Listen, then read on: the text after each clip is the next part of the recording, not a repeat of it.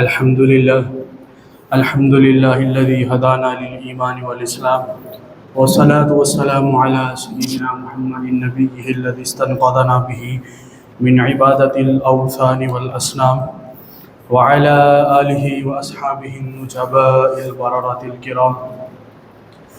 أما بعد، فأعوذ بالله من الشيطان الرجيم. بسم الله الرحمن الرحيم. وقال الشيطان لما قضي الأمر إن الله وعدكم وعد الحق صدق الله العظيم وصدق رسوله النبي الكريم الأمين. إن الله وملائكته يصلون على النبي يا أيها الذين آمنوا صلوا عليه وسلموا تسليما. الصلاة والسلام عليك يا سيدي يا خاتم المرسلين، وعلى آلك وأصحابك يا سيدي يا شفيع المذنبين. مولاي صل وسلم دائما أبدا على حبيبك خير الخلق كلهم. يا ربي بالمصطفى بلغ مقاصدنا واغفر لنا ما مدى يا واسع الكرم. مولاي صل وسلم دائما ابدا على حبيبك خير الخلق كلهم. اللہ رب العزت کی حمد و ثنا اور حضور سرور کائنات، مغفر موجودات، زینت بزم کائنات، دستگیر جہاں، غم گسار زماں، حامی بے کساں، قائد المرسلین، سید الثقلین، نبی الحرمین، امام القبلتین، وسیلتنا فی الدارین، صاحب قاب قوسین، خاتم النبیین، احمد مجتبی، جناب محمد مصطفیٰ صلی اللہ تعالی علیہ وآلہ واصحابہ وبارک وسلم کے حضور ناز میں اپنی محبتوں، عقیدتوں اور ارادتوں کا خراج پیش کرنے کے بعد عصر حاضر کے چند خوشنما کبھی امور پر تبصرہ، اس عنوان سے چند اہم گزارشات آپ کے سامنے پیش کروں گا. اللہ رب العزت سے دعا ہے کہ میری زبان پہ کلمت الحق کو جاری فرمائے اور ہم سب کو دین کا فہم، سمجھ اور ادراک عطا فرمائے. انسان پر اللہ رب العزت کے بے شمار احسانات اور انعامات میں سے ایک یہ بھی ہے کہ اس نے انسان کو عقل اور شعور سے نوازا ہے، صحیح اور غلط میں تمیز کرنے کا سلیقہ عطا فرمایا ہے. جسمانی طور پر کمزور انسان اللہ تعالیٰ کی دی ہوئی عقل کے ذریعے ایسی بڑی بڑی چیزوں کو مسخر کر لیتا ہے کہ اس کی اپنی عقل بھی حیران رہ جاتی ہے. مگر انسان کی یہ خامی ہے کہ وہ عقل کو صحیح طرح سے استعمال نہ کرنے کی وجہ سے اور غفلت کے سبب بہت مرتبہ دھوکہ کھا جاتا ہے. انسان کی سب سے زیادہ دھوکہ اس کا بدترین دشمن شیطان دیتا ہے، جس کے بارے میں اللہ رب العزت نے قرآن حکیم میں ارشاد فرمایا اِنَّهُ لَكُمْ عَدُوٌّ مُّبِينٌ، کہ بے شک شیطان تمہارا کھلا دشمن ہے. اور ایک دوسرے مقام پر اللہ رب العزت نے ارشاد فرمایا کہ اس نے تمہارے باپ حضرت آدم علیہ السلام کی پیدائش سے ہی تمہارے ساتھ دشمنی کا آغاز کر دیا تھا اور قیامت تک کبھی اس سے باز نہیں آئے گا. اور یہ تنبیہ بھی فرمائی کہ جب روز حشر شیطان کے پیچھے چلنے والوں کو جہنم میں جانے کا حکم سنایا جائے گا اور وہ اس کو کوسیں گے، شیطان کو برا بھلا کہیں گے، جنہوں نے دنیا کے اندر شیطان کی پیروی کی، شیطانی اعمال کے پیچھے چلے، تو اللہ رب العزت قیامت والے دن جب ان کو جہنم میں جانے کا حکم ارشاد فرمائے گا تو وہ شیطان کو کوسیں گے، برا بھلا کہیں گے کہ یہ تمہاری وجہ سے ہم آج جہنم میں جا رہے ہیں. تو شیطان پھر آگے سے کیا جواب دے گا؟ اللہ رب العزت نے قرآن حکیم میں ارشاد فرمایا کہ شیطان کہے گا وَمَا قَانَ لِيَ عَلَيْكُم مِّن سُلْطَانٍ إِلَّا أَن دَعَوْتُكُمْ فَاسْتَجَبْتُمْ لِي فَلَا تَلُومُونِي وَلُومُوا أَنفُسَكُمْ. میں نے تم پر کوئی زور زبردستی نہیں کی تھی کہ تم میرے راستے پہ چلو، تم میرا حکم مانو. میں نے تو صرف تمہیں گناہ کی دعوت دی تھی اور تم نے میری بات مان لی. اب تم مجھ پر الزام مت لگاؤ، تم نے اپنی مرضی سے میرے راستے کو چنا تھا، تم نے اپنی مرضی سے گناہ کے راستے کو چنا تھا، میری کوئی غلطی نہیں ہے. میں نے تو تمہیں دعوت دی تھی، تم نے میری دعوت قبول کر لیا اور آج پھر تم میرے ساتھ جہنم کا مزہ چکھو. تو وہ کون سے امور ہیں؟ گزشتہ جمعہ بھی ہم نے اسی پہ بات کی تھی کہ عصر حاضر کے چند ایسے کبھی امور ہیں جنہیں شیطان نے اپنے دھوکے سے بڑا خوشنما بنا دیا ہے اور ہم ان اعمال کو اپنی روزمرہ زندگی کے اندر، روٹین کے اندر کرتے چلے جا رہے ہیں. اس میں کون سی چیز ہے جس کو شیطان نے دھوکے سے ہمارے لیے خوشنما بنا دیا ہے؟ وہ ہے دکھاوے کے لیے عمل کرنا۔ قرآن و سنت کا واضح حکم ہے کہ مسلمان کا ہر عمل محض اللہ رب العزت کی رضا اور خوشنودی کے لیے ہونا چاہیے۔ دنیا داروں کو دکھانے کے لیے، ان سے داد وصول کرنے کے لیے اور اپنی شہرت کو بڑھانے کے لیے کوئی بھی انسان عمل کرے وہ سخت حرام اور گناہ کبیرہ ہے، اور اللہ رب العزت کی بارگاہ میں وہ قبول نہیں ہے۔ اس لیے ریاکاری کی نحوست سے بچنے کے لیے حکم دیا گیا کہ کثرت کے ساتھ اللہ تعالیٰ سے یہ دعا مانگی جائے کہ اے اللہ مجھے ہر کام، اپنا ہر کام، نماز ہو، روزہ ہو، حج ہو، زکوٰۃ ہو، صدقہ خیرات ہو، کوئی بھی نیک عمل کر رہے ہیں تو اللہ سے یہ دعا مانگے اے باری تعالیٰ مجھے ہر نیک کام صرف اپنی رضا اور اپنی خوشنودی کے لیے کرنے کی توفیق عطا فرما۔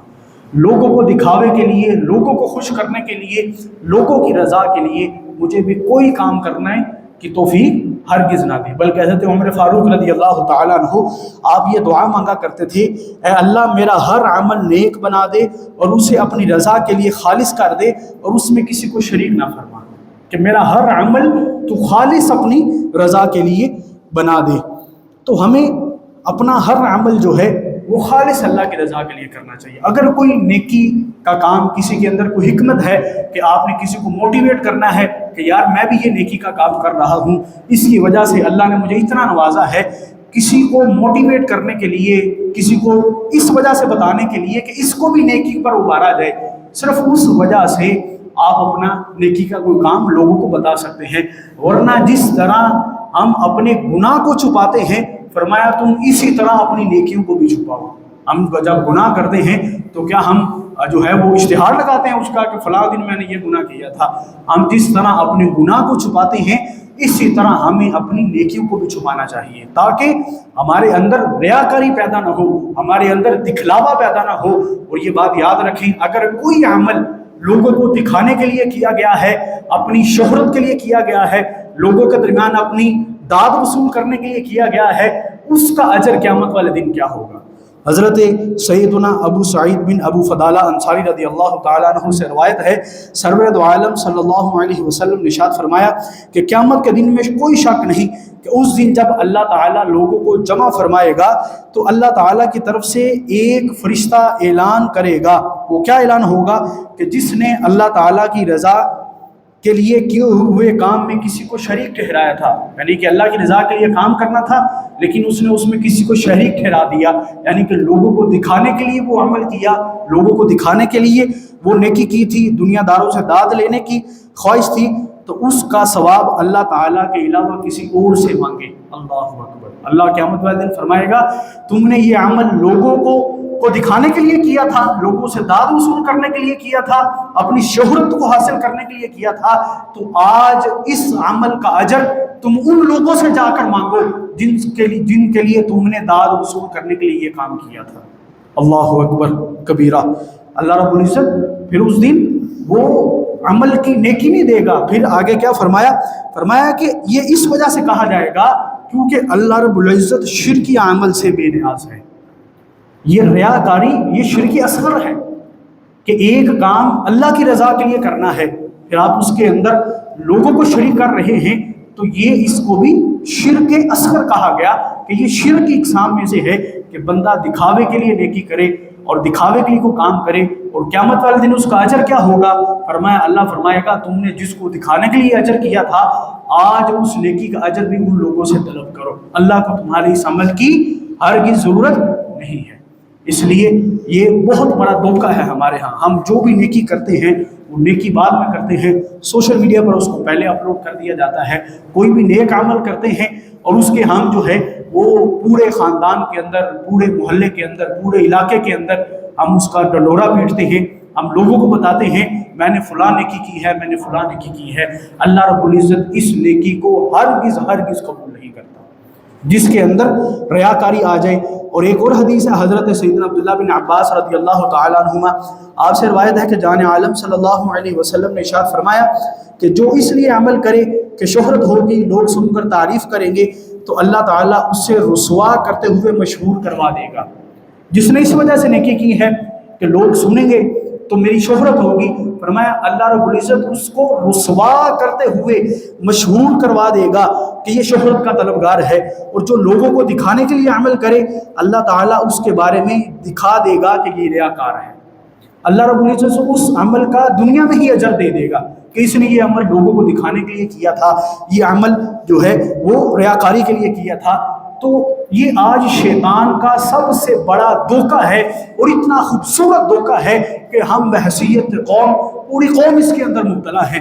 رمضان کے مہینے کے اندر گورنمنٹ کی طرف سے جو ہے وہ تھیلا دیا جائے گا آٹے کا، تو ایک غریب کی غربت کا مذاق اڑانے کے لیے جناب وہ ایک افسر صاحب آئیں گے، اور وہ باقاعدہ سوشل میڈیا پہ اس کی تشہیر کی جائے گی، اور یہ بتایا جائے گا کہ یہ ہم نے غریب کو ایک آٹے کا تحفہ دیا ہے، وہ بھی عوام کے پیسوں سے دیا ہے، کون سا اپنی جیب سے ادا کیا ہے۔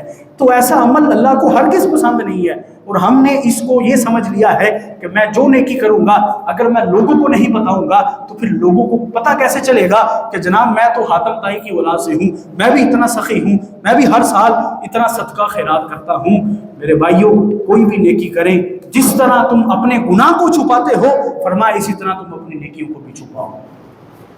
حضرت امام زین العابدین رضی اللہ تعالیٰ عنہ، آپ رات کے اندھیرے کے اندر جا کر، جب رات کو سارے لوگ سوئے ہوتے تھے، مدینے کی گلیوں کے اندر 100 خاندانوں کو راشن دیا کرتے تھے، اور کسی ایک کے گھر بھی خبر نہیں تھی، لوگوں کو پتہ ہی نہیں تھا کہ کون ہمارے گھر کے دروازے پہ راشن رکھ کے چلا جاتا ہے۔ جب حضرت امام زین العابدین کی وفات ہوئی، ان کی وفات کے بعد لوگوں کو پتہ چلا کہ یہ عمل جو ہے وہ نواسہ رسول، آل رسول حضرت امام زین العابدین کا تھا، کہ رات کے اندھیرے میں جاتے تھے، خود اپنی کمر کے اوپر جو ہے وہ سامان اٹھا کر لوگوں کی دہلیز سے پہنچاتے تھے، کہ کسی کو کانوں کان بھی خبر نہیں تھی کہ یہ ہمیں کون دے کے جایا کرتا ہے۔ یہ نیکی ہے۔ آج ہم نے اس چیز کو بالکل پس پوش ڈال دیا ہے۔ ہم نے اپنے کسی بھائی کے ساتھ اگر نیکی کی ہے تو ہم بڑے خاندان میں، جب سارا خاندان اکٹھا ہوگا تب ہم بتائیں گے میں نے فلاں وقت میں بھی تجھ پہ نیکی کی تھی، فلاں وقت بھی۔ اس نیکی کا کیا اجر ہے؟ اللہ تو قیامت والے دن فرمائے گا کہ یہ تم نے لوگوں کو بتانے کے لیے نیکی کی تھی، جن کو دکھانے کے لیے نیکی کی تھی آج انہی سے جا کے اس اجر کو طلب کرو۔ تو اس چیز سے ہمیں بچنا چاہیے۔ یہ شیطان کا انتہائی خوشنما دھوکہ ہے جس کے اندر اس نے ہماری پوری قوم کو مبتلا کیا ہے، اور ہم بحیثیت قوم اس کے اندر مبتلا ہیں۔ دوسری چیز کیا ہے؟ وہ ہے حلال اور حرام میں تمیز نہ کرنا۔ آج یہ وہ چیز ہے ہمارے معاشرے کے اندر کہ ہم پاکستانی قوم جو ہے وہ دنیا کے اندر رشوت لینے میں ہم تقریباً 110ویں نمبر پہ آتے ہیں، نیچے سے شروع ہو تو 110ویں نمبر پہ ہمارا شمار کیا جاتا ہے۔ ہم بحیثیت قوم اس قدر کرپٹ، بدعنوان اور رشوت خور ہیں، اور ہم آج یہ بھی شیطان کا دھوکہ ہے کہ میں رشوت نہیں لوں گا تو میرا تو نظام نہیں چلے گا، میں جتنا کام کرتا ہوں اس کے عوض مجھے اتنے پیسے ہی نہیں ملتے، اس وجہ سے میں رشوت لیتا ہوں۔ تو یہ سب سے زیادہ خوشنما شیطان کا دھوکہ ہے جس میں ہماری پوری قوم کو مبتلا کر دیا گیا ہے۔ جبکہ قرآن و سنت کے میں اس کے حوالے سے کیا حکم ہے؟ یہ بنیادی اسلامی عقیدہ ہے۔ وہ کیا ہے؟ وہ عقیدہ تقدیر ہے، یعنی کہ اللہ تعالیٰ نے زمین و آسمان کی پیدائش کے ہزاروں سال پہلے اپنے علم و حکمت کے مطابق قیامت تک ہونے والے ہر معاملہ کا فیصلہ کر کے اسے لکھوا دیا تھا۔ اللہ نے قیامت، یہ دنیا زمین آسمان بننے سے کئی ہزار سال پہلے اپنی علم سے جانتے ہوئے کہ یہ بندہ دنیا میں جائے گا، یہ کیا کرے گا، اس کے کون سے اعمال ہوں گے، اللہ نے اپنے علم سے، اپنی حکمت سے جانتے ہوئے اس کو لکھوا دیا تھا کہ اس بندے کے پاس کتنا رزق ہوگا۔ فرمایا یہ اللہ رب العزت کے علم کا کمال ہے کہ ہزاروں سال بعد انسان نے اس کے دیے ہوئے اختیار سے جو کچھ کرنا تھا، دیگر جو کچھ بھی ہونا تھا، ہر معاملے اور ہر ذرے کی تفصیل اس عالم و خبیر کو معلوم تھی، اس لیے لوح محفوظ میں لکھوا دیا۔ جب اللہ نے تقدیر میں مخلوق کی روزی بھی شامل ہے، ہماری پیدائش کے ہزاروں سال پہلے اللہ نے ہمارے نام اعمال میں لکھ دیا تھا کہ اس بندے کو اتنا رزق ملے گا، اور یہ بھی اللہ نے لکھ دیا تھا کہ جب تک اس بندے کو جتنا رزق اس کے مقدر میں ہے، جب تک اس کا آخری نوالا بھی یہ پیٹ کے اندر نہیں ڈالے گا تب تک اس کو موت نہیں آئے گی۔ یہ بات یاد رکھیں اور اس بات کو ذہن نشین کر لیں کہ جب تک ہم، اللہ نے جتنا رزق ہمارے نصیب میں لکھا تھا، ایک تو اللہ نے اس وقت لکھ دیا تھا نبی علیہ السلام کی حدیث ہے کہ جب بچہ ماں کے پیٹ کے اندر ہوتا ہے، ابھی وہ نطفہ ہوتا ہے اور 4 ماہ کے قریب وہ نطفہ پہنچتا ہے، تو اللہ کا ایک فرشتہ آتا ہے، اس کے اندر روح ڈالتا ہے، فرمایا 4 چیزیں اس کی لکھ دی جاتی ہیں: اس نے دنیا میں کتنا رہنا ہے، اس نے کب مرنا ہے، اس کا رزق کتنا ہوگا، اور یہ خوش نصیب ہوگا یا بدبخت ہوگا۔ یہ چیزیں اللہ تعالیٰ بھی لکھ دیتا ہے۔ جب اللہ نے اس بات کو لکھ دیا ہے کہ ہمارے نصیب میں اتنا رزق ہے، تو پھر ہم اللہ کے دیے گئی تقسیم پہ راضی ہو جائیں۔ وہی رزق ہے جو ہمیں ملنا ہے، اب ہماری مرضی ہے کہ ہم اس رزق کو حلال سورس سے حاصل کریں یا اس کو حرام سورس سے حاصل کریں۔ یہ اختیار ہمارے پاس ہے۔ اللہ نے لکھ دیا ہے کہ اس بندے کو دنیا کے اندر اتنا رزق ملنا ہے، اور اللہ لا تبدیل لکلمات اللہ، اللہ قرآن میں فرماتا ہے جو میں نے لکھ دیا ہے، لا تبدیل لکلمات اللہ، میرے کلمات کو کوئی تبدیل نہیں کر سکتا۔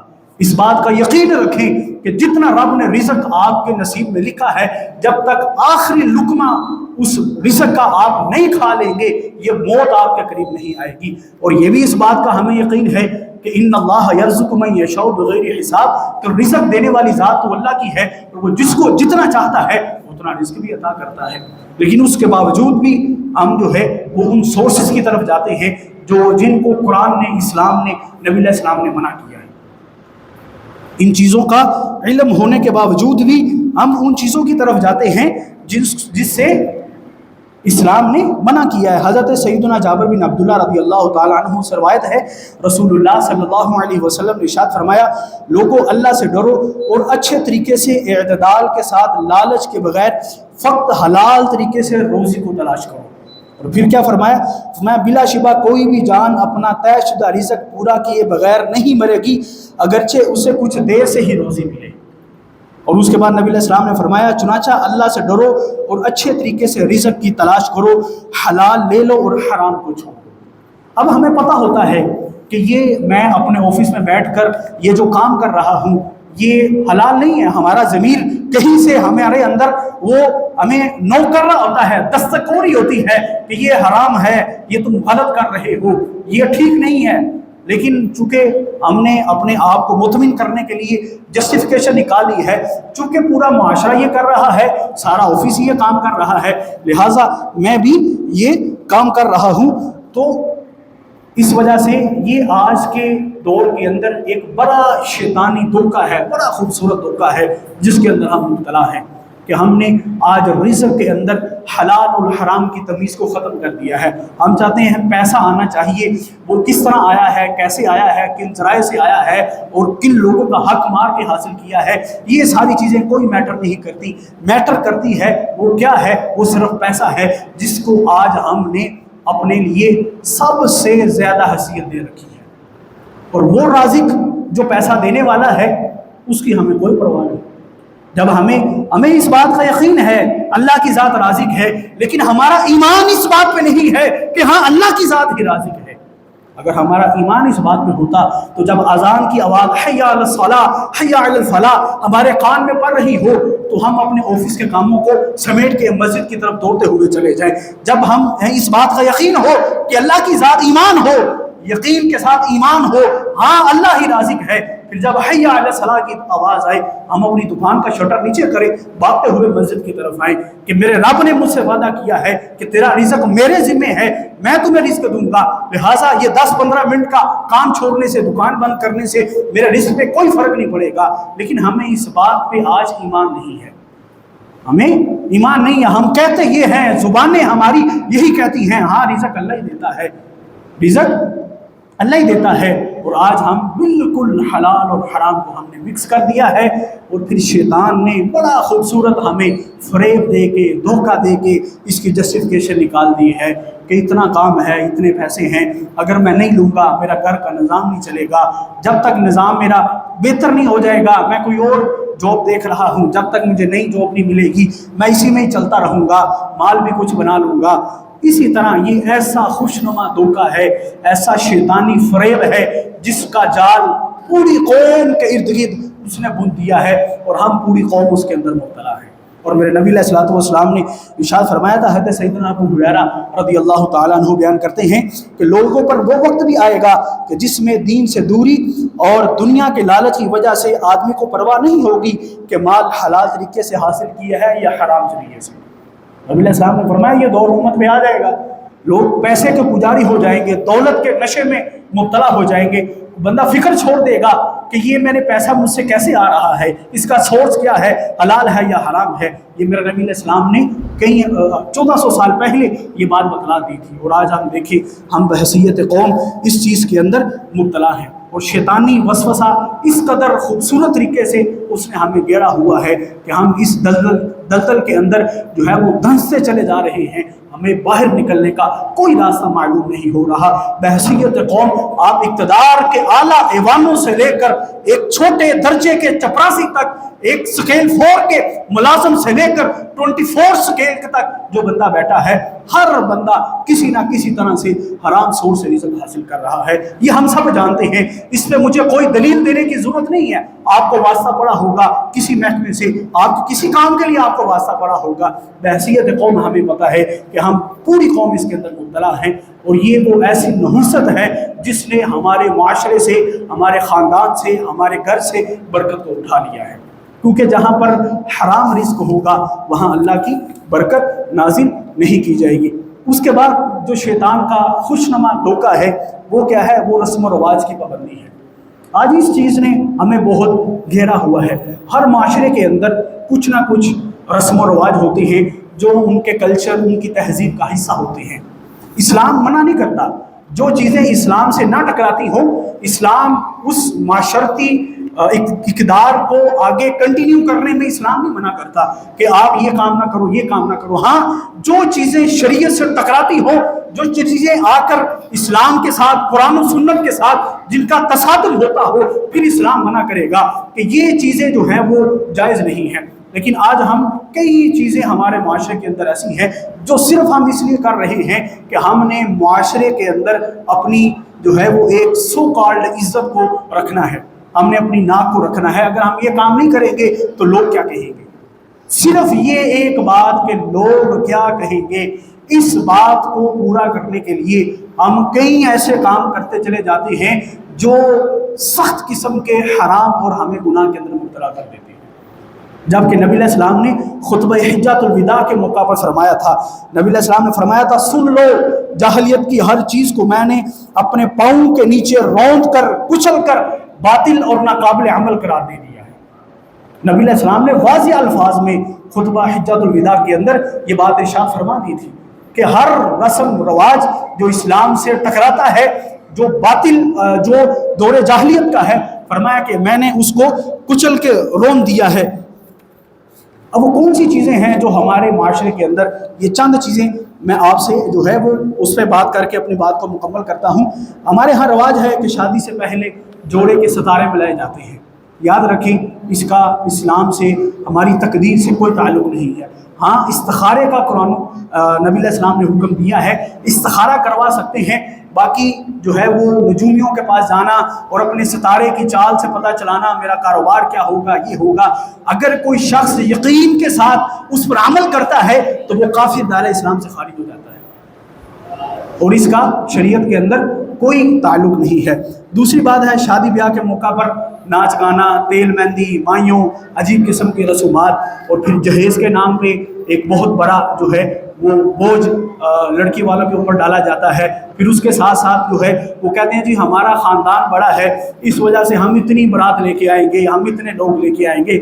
برات کا تو اسلام میں کوئی کنسیپٹ ہی نہیں ہے، اسلام نے تو نکاح کا حکم دیا ہے، تم نکاح کرو، النکاح من سنتی، نبی علیہ السلام فرمایا نکاح میری سنت سے ہے، اور نکاح کے اندر برات تو نہیں ہے، نکاح کے اندر صرف ان گواہوں کا ہونا موجود ہے، ضروری ہے جن کے سامنے ایجاب و قبول کیا جاتا ہے۔ پھر اس کے بعد ولیمہ کرنا سنت ہے، میرے نبی علیہ السلام نے فرمایا تم ولیمہ کرو، خواہ ایک بکری ہی کیوں نہ ہو۔ اس کے ساتھ تم ولیمہ کرو۔ لیکن ہمارے ہاں ولیمے کے اندر بھی جناب اتنی ڈشز کا جو ہے وہ ہم نے فضول خرچی کے طور پہ ڈال دیا ہے، یہ بھی ہوگا یہ بھی ہوگا۔ کیوں ڈالا ہے اس اسراف کو؟ کیوں ہم نے شامل کیا ہے؟ کہ ہم نے خاندان کو راضی کرنا ہے، ہم نے ملے داروں کو راضی کرنا ہے، ہم نے اپنی ناک اونچی رکھنی ہے۔ دیکھو میں نے بیٹے کی شادی پہ اتنے لاکھ روپے خرچ کیے تھے، جبکہ میرے نبی علیہ السلام کا فرمان ہے کہ سب سے بہترین ولیمہ وہ ہے جو سب سے کم خرچ ہے۔ اللہ اکبر کبیرہ۔ اور فرمایا سب سے بدترین ولیمہ وہ ہے جس میں امراء کو بلایا جائے اور غرباء کو جو ہے وہ اس میں شامل نہ کیا جائے۔ سب سے بدترین ولیمہ وہ ہے۔ پھر اس کے بعد ہے کہ رواج ہے اگر کوئی شخص فوت ہو جائے تو ہم میت کو اس وقت تک رکھتے ہیں کہ جب تک ہمارے سارا خاندان جو ہے وہ اس کے لیے اکٹھا نہ ہو جائے۔ یہ شرعی طور پہ جائز نہیں ہے۔ ہاں اگر اس میت کا ولی موجود نہیں ہے اس کا انتظار کیا جا سکتا ہے، اس کے علاوہ صرف اس لیے کہ سارا خاندان اکٹھا ہو جائے اسے منع کیا گیا ہے۔ نبی علیہ السلام نے فرمایا جیسے ہی تمہارے ہاں کوئی فوت ہو جائے تو میت کی تجہیز و تکفین میں جلدی کرو۔ پھر اس کے بعد کیا ہوتا ہے؟ کھانے کا اہتمام کیا جاتا ہے۔ جناب بریانی کی دیگیں رکھی جاتی ہیں، قورمے کی دیگیں رکھی جاتی ہیں، سارا محلہ سارے لوگ اس کے اندر شامل ہو جاتے ہیں۔ یہ کھانا جو ہے یہ شرعی طور پہ بھی جائز نہیں ہے۔ یہ دعوت کا اہتمام کرنا تو 3 دن تو سوگ ہے، قرآن و سنت کی روشنی میں جس کے گھر فوت کی ہوئی ہے اس میں تو 3 دن سوگ کا حکم ہے، تو یہ ہم نے دعوت کہاں سے نکال دی؟ یہ دعوت کا اہتمام کرنا جناب کھانا، ہاں یہ کھانا ان لوگوں کے لیے ہے جو آپ کے دور دراز سے رشتہ دار آئے ہیں، جو ظاہر ہے جو آپ کے پاس آئے ہیں دور دراز سے، انہوں نے کھانا ہے، باقی تو کسی کے لیے کھانا نہیں ہے۔ ہمارے ہاں سارا محلہ اس کھانے کے اندر شریک ہو جاتا ہے، سارے لوگ جس کا ساتھ میں والے محلے میں گھر ہے وہ بھی آ کے اس کھانے میں شریک ہو جاتا ہے۔ فتاوی الرضویہ کے اندر اعلیٰ حضرت نے لکھا ہے کہ میت کے گھر سے کھانا کھانے سے بندے کا دل کالا اور مردہ ہو جاتا ہے۔ یہ پھر اس کے بعد اصال ثواب کے لیے جو ہم کھانے کا اہتمام کرتے ہیں وہ اس لیے تھا کہ میت کے اصال ثواب کے لیے لوگوں کے اندر کھانا تقسیم کیا جائے، غرباء مساکین کو کھانا کھلایا جائے، جبکہ ہمارے ہاں اس پروگرام کے اندر تو کوئی مسکین کوئی غریب شامل نہیں ہوتا، نہ قرآن کی کوئی تلاوت کی جاتی ہے، نہ کوئی اور نیک عمل کیا جاتا ہے، سارا خاندان اکٹھا ہوتا ہے، خوبصورت کپڑے پہنتے ہیں اور ہم سارے بیٹھ کر دعوتیں اڑاتے ہیں۔ اس سے میت کو کوئی فائدہ نہیں پہنچتا۔ فائدہ اس کو کس سے پہنچنا تھا؟ نبی علیہ السلام نے فرمایا میت جو ہے وہ قبر میں ایک ڈوبتے ہوئے شخص کی طرح ہوتی ہے، جس کی ضرورت ہوتی ہے، جس کو ایصال ثواب کی ضرورت ہوتی ہے، اپنے باپ کی طرف سے، بھائی کی طرف سے، رشتہ داروں کی طرف سے، بہن کی طرف سے۔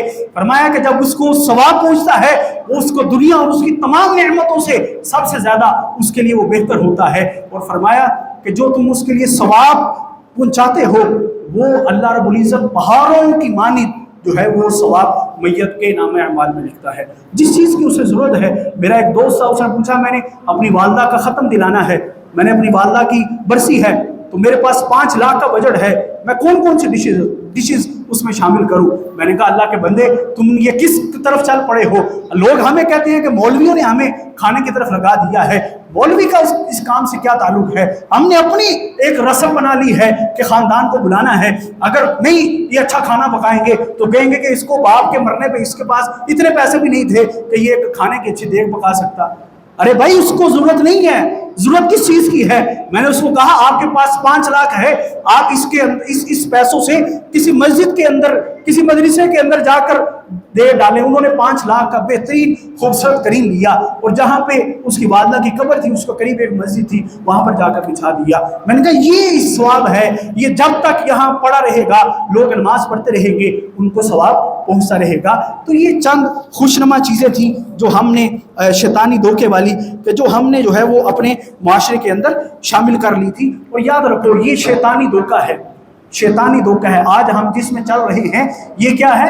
یہ شیطانی دھوکہ ہے، اور یہ شیطانی دھوکے کے اندر ہم جس طرح اپنی زندگی گزار رہے ہیں کل قیامت والے دن انہی نام اعمال کی وجہ سے جب ہمیں جہنم کے اندر بھیجا جائے گا تو پھر اللہ نے قرآن میں فرمایا جو جہنم میں جائیں گے شیطان کی پیروی کرنے والے، پھر وہ شیطان سے کہیں گے، وہ کیا کہیں گے؟ اللہ نے فرمایا وہ شیطان سے کہیں گے ان اللہ وعدکم وعد الحق ووعدتکم فاخلفتکم وما كان لي عليكم من سلطان الا ان دعوتکم فاستجبتم لي فلا تلوموني فلوموا انفسکم۔ اللہ تعالیٰ نے تم سے سچا وعدہ کیا تھا اور شیطان کا وعدہ تو جھوٹا تھا، تو جب شیطان سے کہیں گے ہم نے تیری راہ پہ چلے ہیں، آج ہمیں جہنم میں بھیجا جا رہا ہے، شیطان آگے سے کیا جواب دے گا؟ وہ کہے گا میں نے تو صرف تمہیں گناہ کی دعوت دی تھی، میں تمہیں ہاتھ سے پکڑ کے تھوڑی لے کے آیا تھا، میں نے تو صرف تمہیں گناہ کی دعوت دی تھی، تم خود چل کر اس راستے پہ آئے تھے، جب خود چل کے آئے ہو تو اب اس عذاب کا مزہ بھی چکو۔